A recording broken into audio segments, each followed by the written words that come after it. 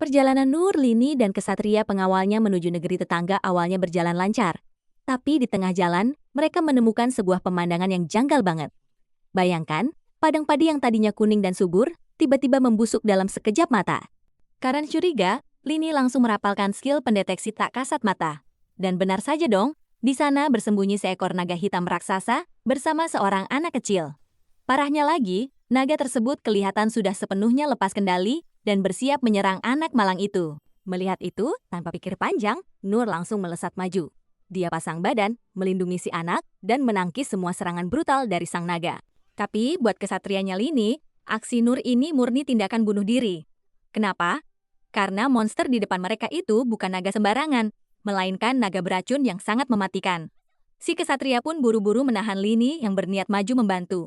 Baginya, tugas utama dan harga matinya saat ini hanyalah satu: melindungi nyawa Lini sampai mereka tiba di negeri tetangga dengan selamat. Di medan pertarungan, keadaan makin mencekam.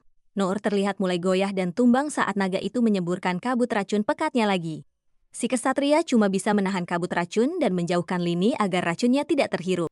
Lini panik setengah mati. Dia mencoba merapalkan sihir penetral dari jauh. Tapi saat dia melihat ada 2 ekor burung yang jatuh mati seketika, dia sangat mengkhawatirkan Nur. Sementara itu, sang kesatria di sebelahnya hanya bisa meminta maaf karena tak bisa ikut membantu. Tapi tunggu dulu, tiba-tiba ada tebasan cakar raksasa yang terpental ke arah mereka. Ternyata Nur masih bangkit berdiri dan terus melawan. Padahal tubuhnya sudah bereaksi dan mengeluarkan cairan efek racun yang mengerikan. Dia dengan tenang terus menangkis semburan mematikan naga itu. Dan ternyata Nur memang agak lain. Sejak kecil, tubuh Nur sudah kebal terhadap racun. Dulu, sewaktu dia kembali ke gunung di masa kecilnya, dia pernah tanpa sengaja memakan tumbuhan beracun. Gak cuma itu, dia juga pernah digigit ular berbisa. Bahkan dengan nekatnya, dia sengaja menangkap ular beracun hanya untuk digigitkan ke tangannya sendiri.